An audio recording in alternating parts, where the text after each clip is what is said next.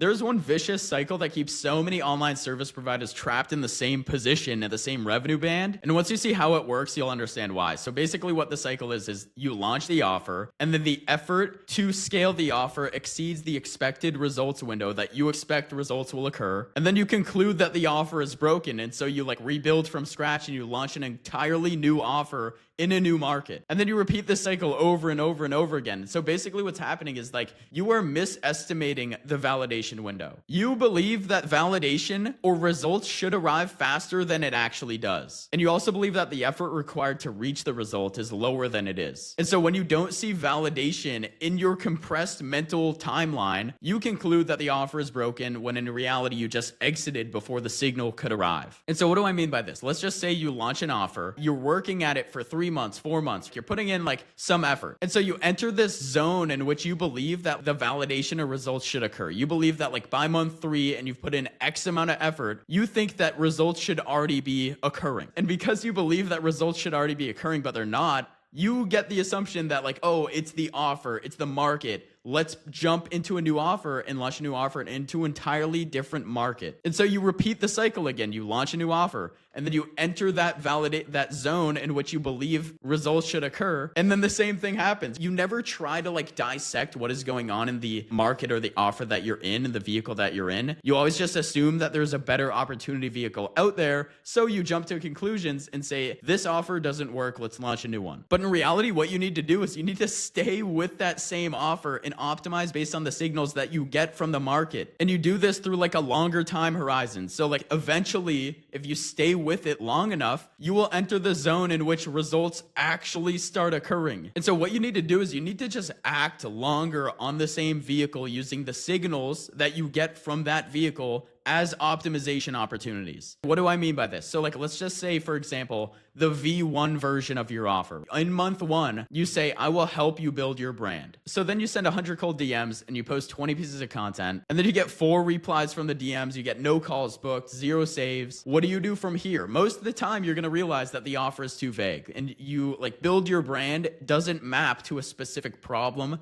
that the buyer feels. And so the market is literally telling you that the language is broken, which is the signals that you get. And so you have to basically make assumptions on what variable is causing the fact that you're getting no calls from 4 replies on your DMs. It's like, okay, we assume that the offer that we are presenting to these people in the 100 cold DMs is probably not optimized. So then what do? You create a version 2 of your offer. You say, you get a little bit more specific, right? Like I help coaches turn their Instagram into a client acquisition channel. It's like, okay, this is getting closer. This is getting better. You then send 100 cold DMs. You post 20 pieces of content on it. You get 12 replies on organic. You get 2 calls booked, but no close. What do people do here? Most of the time, because they don't get results, like they don't get the end goal of getting a close, they just end up quitting. And they quit here because they think that like, oh, coaches aren't the right niche, or Instagram isn't the right platform, or the offer must be broken somehow, or I'm not targeting the right market. And so you never end up refining and using that same signal that we did, the same thing that we did in V1 to optimize the offer. You never end up doing that for V2. You always just end up launching a new offer in a new market. But if you were to use those signals, the 12 replies, 2 calls, okay, this is starting to work, then you actually get an offer good enough to be validated. And so with the same DMs, the same posting cadence, you end up getting like 22 replies, then 8 calls booked and 3 closed. And the validation has officially arrived because you were able to see it through longer and put in more effort than you otherwise would have if you were to just like launch a new offer. V1 and V2 is where most people just stay trapped. They think that this offer is the best version of their offer. Therefore, they don't see any possible way to improve it. And so these problems, all of these problems, open up an entirely separate issue. So if the validation cycle is built from the signals, and the signal is built from putting offers in front of the market, how you actually do that matters. And most people post the wrong type of content for the wrong stage of the funnel, and then they get the wrong signal back, and then they misread that signal the same way they were misreading that offer signal in V2. It's the same trap, it's just one layer up. And a practical example of this, I have screenshots from my personal brand. This one got 85,000 views, this one got 4,000 views. And so if we look at the content, they serve different purposes. This piece of content on the left was made, it was strategized to go top top of funnel. It was strategized to get broad reach-based content, get new eyeballs on my personal brand. And so if you look at the metrics, right, like I got 85,000 views, 41,000 accounts reached.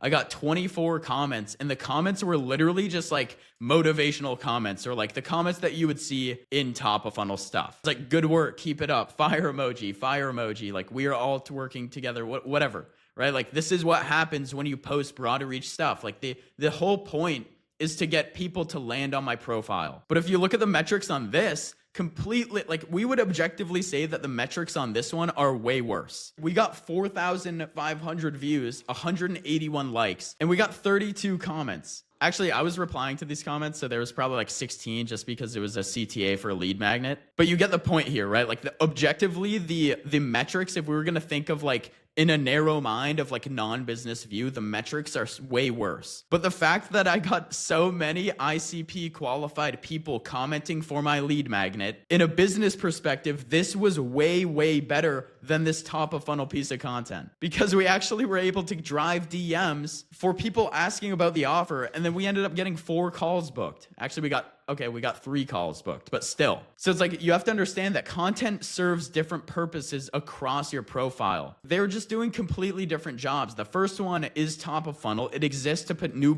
eyeballs on the profile. And then the second one is mid to bottom of funnel. It exists to convert the people who are already paying attention. They are not measured by the same metric. Like we cannot measure the success of these 2 posts by the same thing. Because if we were going to measure it and say like, oh, which one got more views? This is the benchmark in which we measure success. It's like, obviously this one did, but this one's actively driving us book calls and revenue for the company. So like from a business perspective, this is significantly better. And like you'll see on my profile, you will see like a wide range of views. You'll see 85K, 8K, 3K, and then like some even like 1,000, 1,800, 4,000, 1,000, and then like 20K, 11K. Like you see this wide range from 1K to 100K views. And you're probably going to ask like, why is this a thing? Why does this happen to some creators? And it's actually strategized. Like the entire thing is on purpose. And here's what happens. We have this top of funnel content. This is purely made to drive traffic, to drive eyeballs.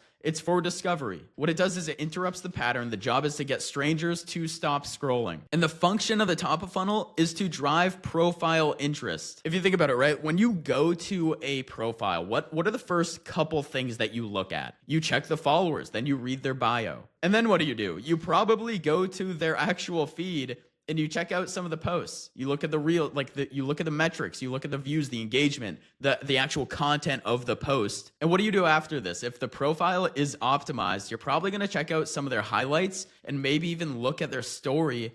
And then this is where like the decision comes in. Do you decide to follow them? Do you decide to hop off? Do you decide to like continue going through their content? This is the function of the middle and bottom of funnel, is like once they start understanding who you are, this is how you name the buyer and frame the problem, right? And then you have the bottom of funnel content as like the conversion and trust. And so if we look at my pieces of content that act as middle and bottom of funnel, the middle of funnel, you can see it's like it's like getting warmer. It's getting more specific. What creator monetization looks like in 2026. This one system replaced 3 full-time hires. Or it's like how high income creators are monetizing attention. Like this is made to get anywhere from 5 to 10,000 views. And again, the function is to name the buyer, frame the problem, and like provide just ultimate value and like drive them closer to your offer. And then what happens? You have the bottom of funnel content. This is literally the conversion and trust. This is the job that this one did up here, right? Like this is the entire point of the bottom of funnel content. It drives calls and DMs, conversations for your business. It's not made to get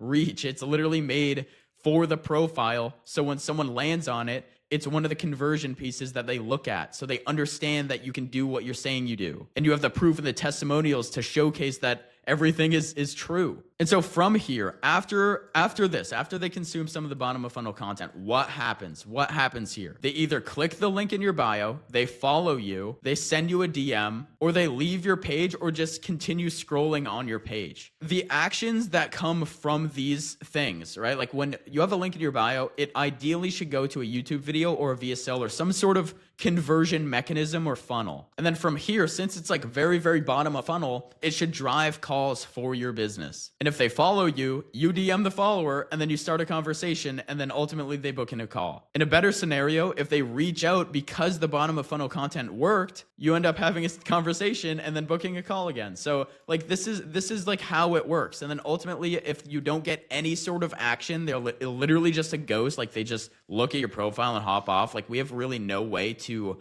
reach out or like engage with that type of person because they didn't interact on anything unless they viewed a story. Like that is like one of the only links that we can actually see to end up DMing them and starting a conversation. But ultimately, like if they were to just view your profile and hop off, like you have no way to know. An honorable mention is the story sequences. This is for warm audiences who already know you. This is how you convert. This is like a conversion mechanism. So it's like you showcase proof. You showcase that you know what you're doing. You have a CTA. You have some sort of mechanism in which and sequence in which you can close these clients and ultimately have them message you, right? Like you spark interest in what you do and showcase that you are competent enough to do it. Hopefully this was helpful. If you stuck around for the entire video, congrats. I hope you learned quite a bit here. This is some very, very important stuff. But I will see you in the next one. Peace out, guys.